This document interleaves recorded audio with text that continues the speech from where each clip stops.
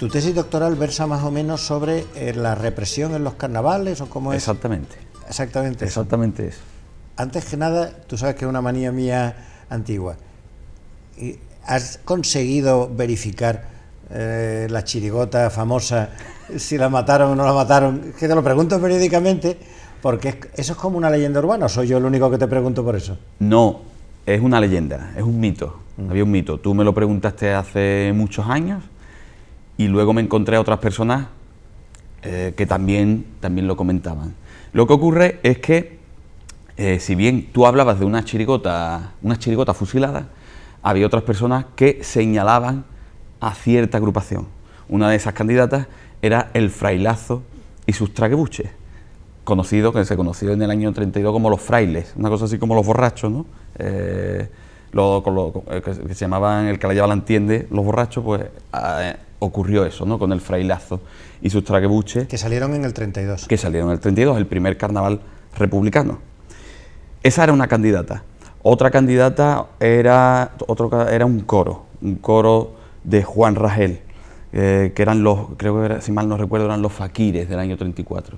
Y también estaban los vendedores de agua de cántaro del siglo XIX, vaya título, ¿no? Más extenso, que era una chirigota de Antonio Girón del año 36. Aún así, yo cuando estaba desarrollando la tesis, yo lo primero que hice fue desarrollar una gran base de datos con todas las agrupaciones que se controlaban, con todos los comparsistas que se controlaban, que son unos 750 aproximadamente, y empecé a investigar uno por uno. Una locura, pero bueno, había que hacerlo. Y efectivamente, de todas ellas, la que tenía más posibilidades de ser esa chirigota fusilada fueron los frailes. Lo que sucede es que una vez que se investiga, me salían chirigoteros o murguistas que yo no he encontrado que fueran represaliados, pero eso no quiere decir que no lo fueran, falta mucha documentación. En la transición se hicieron muchas barbaridades con quema de documentación y demás. Aún así, los frailes tienen un gran porcentaje de represión. El director apareció con 2 tiros en la cabeza en la Plaza de Viudas, junto con el padre de uno de esos murguistas. Otros fueron asesinados en consejo de guerra, otros pasaron mucho tiempo en la cárcel. El autor, Juan Sevillano, fue un topo de estas personas que se escondían, ¿no? Durante muchos años. Entonces, yo entiendo que es una leyenda en base a lo que le ocurrieron a algunas de esas personas. Sí, porque entiendo que, a diferencia de ahora, ahora el carnaval es muy interclasista, es decir, que ahí sale todo el mundo sin distinción, ¿no?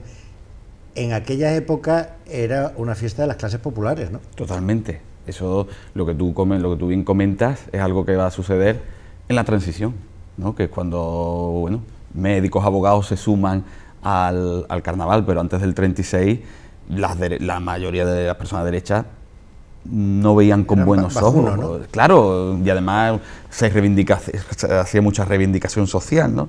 En las letras se criticaba mucho a la Iglesia y hay otro apartado de la tesis donde yo coloco los domicilios de estos comparsistas y hay un inmenso porcentaje de ellos que viven en La Viña, otros en Santa María y por supuesto también en el barrio de Extramuros de San José. De hecho, la chirigota de los frailes es una chirigota que proviene del barrio de San José, que no tiene nada que ver al barrio de San José actual, ¿no? Y entonces las derechas no veían con buenos ojos. Hay un periódico que tú conoces, que es La Información. Es el periódico de la familia Cerón, de la extrema derecha de Cádiz. Ahí va, del Partido de Acción Ciudadana, ¿no? Con Carranza, Pemán y compañía. Ellos tuvieron mucho peso de los sucesos que le ocurrieron a los frailes en el año 32, porque sea verdad o no lo que dice el mito o la leyenda, ¿no? De que fueron represaliados, las derechas de Cádiz hicieron lo posible para prohibir que esta chirigota saliera a la calle, en cuanto tuvieron conocimiento, porque es una chirigota cuyas letras pasaron por la censura y estuvieron aprobadas. Y bueno, fue una chirigota que el ayuntamiento incluso premió, porque se les dio el segundo premio. El primero fue para los guardacalles del norte de Cañamaque y ellos se llevaron el segundo. Y este periódico hace una campaña hasta que consigue que no salgan, y si salen, que salgan sin ese disfraz de franciscano que llevaban. También me imagino que el hecho de que eran gente de las clases populares, que habría muchos militantes de partidos y sindicatos de la izquierda entre los integrantes de estas agrupaciones, ¿no? Claro, entre integrantes, directores, porque en aquellos años la figura del director era mucho más importante que la de ahora. Hoy quedan, ¿no?, algunos directores, ¿no? Por poner un ejemplo, Ángel Subiela, ¿no? Quizás sea el gran director que queda entre los comparsistas, esa antigua figura de director. Pero antes de la guerra, la figura del director era casi más importante que la de los autores. Pero tenemos autores, directores y, por supuesto, componentes mezclan de CNT, de UGT, PSOE, Izquierda Republicana. Pero también hay que indicar que otros muchos no tienen, no hemos encontrado filiación política. La verdad es que es una balanza, ¿no?, que hay ambos casos. Quizá también por eso, Santiago, hay una tradición que se ha perdido, ¿no?, que era de escribir letras sobre comida, ¿no?, porque me imagino que la gente, claro, pasaba hambre y escribir, claro, la gente, el que escribe, cuenta un poco sus penurias, ¿no? Cuenta su vida. Claro. Y si la gente, y por eso yo creo que de ahí vendrá, tú sabrás mejor que yo, de ahí vendrá también lo que se termina convirtiendo en una pequeña tradición, que es reutilizar herramientas y objetos de la vida cotidiana para fabricar un disfraz, ¿no? Y pensar que pues con una caja vacía de arenques hago un bombo, o me pinto la cara con corcho quemado, o, claro, ahora hay maquillaje, ahora están ras artesanos y tal, entonces era lo que tú tenías en casa que no se usaba, ¿no? Claro, eso de, por ejemplo, los coloretes de color rojo, eso antes era impensable, no había dinero, y sucede lo que tú bien dices, ¿no?, un poco con los tipos, ¿no?, el tema de reutilizar lo que se tenía a mano, aunque sí es verdad que hay algunas agrupaciones que ya en estos años se van a distinguir por llevar tipos realmente lujosos, ¿no? En el año 34 hay un coro, que es el coro de las mariposas, donde iba un muy joven Fletilla, entonces con el apellido de su padre, Ramón Ríos, luego sería Ramón Díaz Gómez, ¿no? Él adaptaría los dos apellidos de su madre, y el tipo de las mariposas es maravilloso, ¿no? y bastante espectacular. Hay algunos casos que no se dan eso, ¿no? Ese hecho que tú relatas sucede más en las murgas, ¿no? Quizás algo más pobre que los coros. ¿Y el desarrollo de tu tesis dónde empieza cronológicamente? Yo, la verdad es que me voy demasiado atrás, porque yo en un primer capítulo lo que hago es una relación de las prohibiciones que va sufriendo el carnaval. Entonces yo me voy a los primeros documentos que hay para Cádiz, que es a finales del siglo XVI. Pero es un repaso muy rápido, ¿no? Un repaso muy rápido hasta finales del siglo XIX. Es un primer capítulo que está ahí. Y ya luego pues se entra... Pero eso, perdona, Santi, sí. es también... Digo, porque a lo mejor se puede pensar, la censura en Cádiz es una tradición de todos los ayuntamientos del mundo, organizar sus fiestas populares, ¿no? Y todos los ayuntamientos, sin excepción, pretenden organizar, y cuando hay bailes de máscaras, gente que se esconde detrás de una máscara y tal, está la autoridad siempre encauzando, regulando, haciendo bandos, dando ordenanzas. No hay que pensar que el carnaval sea algo de aquí. Digo, para no mirarlo con los ojos de hoy, ¿no? Claro. De hecho, es de lo más curioso cuando en ese capítulo, aunque esto ya había sido investigado por otras personas, pero yo aporto algo más de información. Es muy curioso cuando la burguesía, a mediados del siglo XIX, comienza a prohibir y a controlar el carnaval, cuando se está viendo que el carnaval se les puede ir de las manos, cuando el carnaval empieza a desarrollar agrupaciones, coplas que critican a las gestiones de los alcaldes y los concejales. ¿Cómo van a ser las distintas burguesías de distintas ciudades españolas, ¿no?, porque para eso estamos aquí? Van a reaccionar prácticamente a la vez y prácticamente igual. ¿no? Todas van a empezar a, bueno, a querer a controlar a las agrupaciones que salen, viendo los domicilios, los nombres de los que participan, abriendo una censura de copla, y eso va a ocurrir aquí, pero también en Madrid, en Sevilla o en Valencia, ¿no? Y eso, vamos, que te digo que eso es normal. Entonces, estabas contando Claro. un poco, estabas contando cómo arranca tu tesis. Claro, primero es una visión rápida de las prohibiciones del carnaval, porque se va a finalizar con la gran prohibición, la del año 40 y la anterior del año 37, ¿no? Lo que son las prohibiciones franquistas. Y ahí es donde arranca, pero digamos, el centro de la tesis arranca con los carnavales republicanos, ¿no? ¿Qué es lo que va a suceder en los carnavales republicanos? ¿Cuáles van a ser sus características? ¿De qué van a ir los tipos, las coplas? Ahí es donde va a arrancar. Y ya luego, pues, todo el capítulo central dedicado a la represión. Entonces, ahí de la República son 32, 34, 5 carnavales. 5 carnavales. Que se organizan en época de la República, y eso hay, dicen que del 31 al 32 hay un cambio sustancial, una permisividad en letras. Es que a todo esto es muy difícil estudiarlo, porque, como tú sabes, ha desaparecido muchísimo material del Archivo Histórico Municipal, ¿eh? Las letras, hay muy pocas letras censuradas, no porque no se censuraran, sino porque en determinado momento, y no hablo de hace muchos años atrás, ¿verdad?, han desaparecido.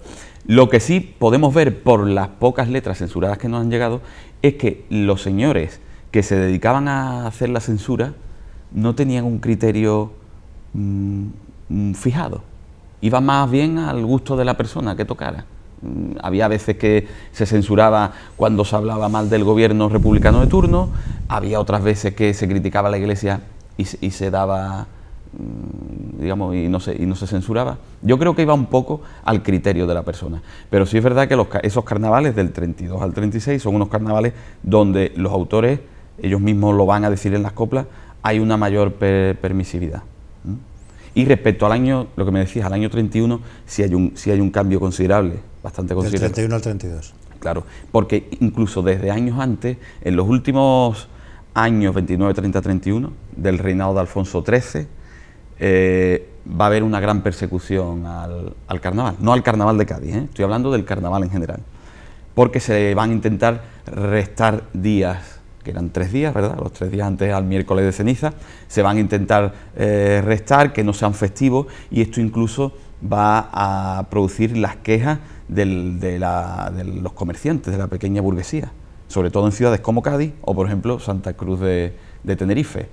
Los comerciantes lo dicen, ¿no?, que, bueno, ¿qué vamos a hacer si nos quitan nuestros días de fiesta? Aquí no hay ferias, ¿no? Y eso va a suceder en el 29, 30 y 31. Eso en el 32 obviamente va a desaparecer. Pero luego en Cádiz hay un momento en que ganan las elecciones municipales las derechas, ¿no? Sí. Bueno, no. Aquí nunca ganaron las derechas. Aquí, en la República me refiero. En la República. Lo que sucede es que cuando la Revolución de Asturias, el gobierno central, del Partido Radical y la CEDA, partidos de derecha, van por ese suceso, digamos, van a quitar a todos los gobiernos municipales que eran de izquierda, eran republicanos socialistas, ¿no? Y así es como van a caer esos ayuntamientos. Se van a crear comisiones gestoras de derecha, y eso va a suceder, bueno, pues entre el 34 y el 35. Y ya no va a haber más elecciones municipales. Entonces, cuando eligen, pues luego Manuel de la Pinta vuelve. Manuel de la Pinta vuelve. ¿A que fue cesado Manuel de la Pinta? Manuel de la Pinta fue cesado, y Manuel de la Pinta va a volver en febrero del 36, cuando el gobierno accedan al gobierno de la nación por unas elecciones, el Frente Popular. Y el Frente Popular lo que va a hacer es reponer en sus cargos a los que habían sido cesados. Eso, a los que habían sido cesados en el 34, final del 34. Tú me dijiste que en el 37 ¿hay algún decreto o algo de la Junta de Burgos prohibiendo? Claro, la Junta de Burgos, cuando se acercan las fechas de febrero del 37, se prohíbe el carnaval en zona sublevada. Se prohíbe el carnaval, ellos dicen de forma temporal, pero va a ser un engaño. Cuando La guerra acaba en abril del 39, cuando va a llegar febrero del 40, ya el carnaval será prohibido definitivamente y es firmado por Serrano Suñer, el que va a firmar esa prohibición definitiva. Yo entiendo, volviendo al principio, al tema del mito sobre la represión a las gentes del carnaval, que esas prohibiciones también van a pesar. Van a pesar el hecho de que haya comparsistas populares, ¿no? Sobre todo entre la clase obrera, que van a comenzar a aparecer, a desaparecer, o a aparecer asesinados o metidos en cárceles. Si tú a eso le sumas el hecho de que se prohíba la fiesta, ¿no? Pues todo eso hace que se enriquezca el mito o leyenda. Y en esa época, digamos, del 36 al 47, 47 es cuando se permite, Rodríguez de Valcárcel permite... Sí, ese permiso para la fiesta llamada Fiesta de los Coros, del año 48. Entonces, en esa época no ocurre absolutamente nada. No hay ningún movimiento, ni sale nadie a la calle, ni se organizan, aunque sea de manera subrepticia, 4 locos. Es complicado de saber. Me acuerdo que Agustín González Chimenea decía que en aquellos años lo que él vivió, que era un chaval, era carnaval de sobremesa, ¿eh? Familias que se reunían y cantaban entre ellos. Pero es verdad que se hicieron agrupaciones. Y lo peor de todo es que estas agrupaciones muchas veces estuvieron, apoyadas o fomentadas por el propio ejército. Eso lo contaba hace ya, a principios de los años 80, José Quintana, que yo no sé si tú llegaste a conocerlo, ¿no? Al afamado director, falleció a mediados de los 80. José Quintana, que había estado detenido, había salido ya en agrupaciones siendo muy joven, había comenzado a dirigir. Él era de CNT, había estado detenido y es uno de los que de los que huye al frente a pegar tiros. Eso es otro apartado de la tesis también muy curioso, ¿no? Como mucha gente se quita del medio. Pues este señor, estando en el regimiento, todavía estando los servicios militares, digamos, que eran muy extensos, ¿no? Estando en el año 40, en el regimiento de infantería, se le encarga hacer una chirigota para pasar el rato. Entonces, sabemos entonces, y lo hacía usando músicas antiguas y a lo mejor pues, añadiendo alguna letrilla que hablara sobre lo que hacían, ¿no? Entonces, está prohibido el carnaval, pero se permitían estas, digamos, agrupaciones momentáneas, ¿no? Y a partir del 48, que Rodríguez de Valcárcel, sí, parece ser que era cuenta de la explosión, ¿no? Dicen... Eso no sé es lo si que se ha dicho siempre, ¿no? Que es la explosión la que hace repensar, tal y cual. Pero como todo hecho histórico, yo entiendo que es por otras cuestiones. La explosión tendría su peso, por supuesto, pero habría otras. Entonces, a partir del 48, digamos, hasta el 77, sí, hay un mecanismo de censura previa de las letras. Claro. Tú sabes, yo siempre se ha escuchado en Cádiz eso de que el Carota terminaba siempre en la prevención municipal. Porque cantaba las que estaban... Y luego te daban por debajo, es decir, que ellos decían las coplas, y luego te daban aparte a los amigos, las que habían sido censurados, que también las cantaban. Claro, lo que es la gran hipocresía, ¿no? Se censuraban las coplas, no podías cantarlas, pero luego entras en mi casa y me las cantas, ¿no? Y eso sucedía. Es cierto que al principio esa censura era mucho más férrea, ¿no? Y hay episodios muy, no sé si incluso llamar un poco crueles, ¿no? No solo el Carota, el Molondro, que era Molondro padre, que era un señor de la Viña que había conocido perfectamente los carnavales de la República y anteriores, ¿no? También acabó el último año que sale, que es en los años 50, también va a acabar en la cárcel, ¿no? Creo que eran con los ñañigos, ¿no? Que también salíamos José Gómez el Titi, ¿no? uno de sus hijos. Pero ahora que tú dices esto, me viene a la mente que no todos los comparsistas que habían sobrevivido a la represión, de los que habían salido en la Segunda República, no todos van a reaccionar igual. No todos van a querer participar de esas fiestas típicas. Unos lo harán, gente muy joven, otros se incorporarán, ¿no? las nuevas generaciones, pero habrá otros que no vayan a creer, que no quieran salir, o que si participan no van a querer que sus nombres aparezcan, ¿no? El tema del estudio de las actitudes, que es algo bastante reciente y muy curioso, ¿no? ¿Y era el propio ayuntamiento el que censuraba las letras, o era la misma censura que se utilizaba para los periódicos? Yo creo que era la misma censura, estaba situada en la Plaza de San Antonio. El ayuntamiento lo que hacía era recopilar toda la información. Allí había que llevar el famoso croquis con la descripción del tipo, los que participaban, los domicilios, las coplas, y las coplas luego pasaban a esta delegación. Y luego, ¿cómo es? Porque gente que hizo Cañamaque o alguno de estos, que yo les he escuchado letras de la República que eran tremebundas, ¿no? Sí. Anticlericales, una cosa brutal, que ni siquiera hoy he escuchado a nadie cantar cosas tan anticlericales como letras de la República, algunas que recopiló el Quini, el caudillo del tango, por cierto, ¿no? Había una que a mí me parece una letra fantástica, que es la del coro Los Pamplis, ¿no?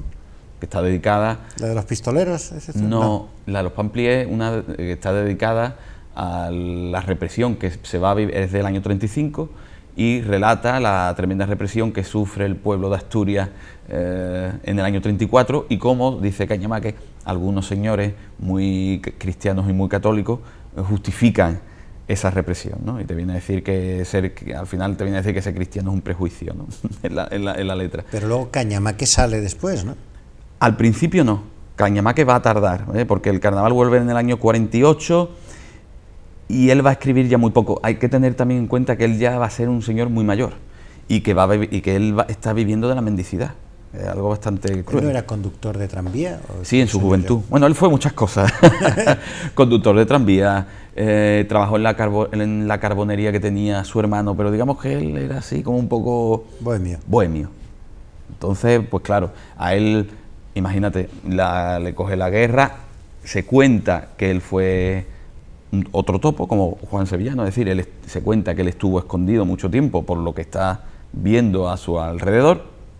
Yo no he encontrado documentación referente a si tenía filiación política, pero es verdad que tú lees sus coplas, como tú dices, antes del 36, y es una persona que se moja bastante, ¿no? Vamos, tú lo ves, bueno, este señor parece ser que es de izquierda. Pero como te decía, él va a tardar, cuando se instaura estas fiestas típicas, él va a tardar bastante en escribir, y cuando lo hace va a fallecer. Él va a fallecer en el año 53. Y lo va a hacer sobre todo de la mano de José Macías Rete, que José Macías Rete estaba muy señalado por el régimen. Él había pertenecido al Partido Comunista, a su hermano Manuel Macías Rete, que también había sido corista, y que había sido fundador de la agrupación socialista de Puerto Real, incluso fue concejal del Frente Popular allí, había sido fusilado, había sido asesinado, y de hecho sus restos y todavía no se saben dónde están. Entonces él sí volverá a escribir, pero dentro de ese reducto de comparsistas muy señalados por el régimen, ¿no? Y lo va a hacer, ya te digo, muy mayor, y viviendo de la mendicidad. Sus últimos años los pasa tocando la bandurria por los bares y pasando un platito. ¿Y qué otros republicanos así connotados se reincorporan a la fiesta? Pues alguien me contó, Antonio Torres también había sido republicano. Lo que pasa es que Antonio Torres era niño, había salido en alguna agrupación, pero infantil. Pero bueno, Jaime Osuna lo indica, creo que es en la biografía que le dedica en Cádiz Cuna de Dos Cantes, que era un señor muy convencido y de izquierdas, pertenecía al barrio de San José. Otro señor que también estuvo un tanto marcado fue Antonio Girón Beret, que Antonio Girón falleció muy mayor a mediados de los años 90, ¿no? Y él quizás no tanto, sus letras sí, en la República, pero su hermano, Juan Girón Beret, también había pertenecido en la República, había salido en agrupaciones y había pertenecido al Partido Comunista y pasó muchos años en la cárcel, ¿no? Es otro de esos ejemplos de comparsistas que sus inquietudes no solamente eran carnavalescas, sino también políticas o sindicales. Bueno, vamos a hacer un receso. ¿Vale? Muy bien.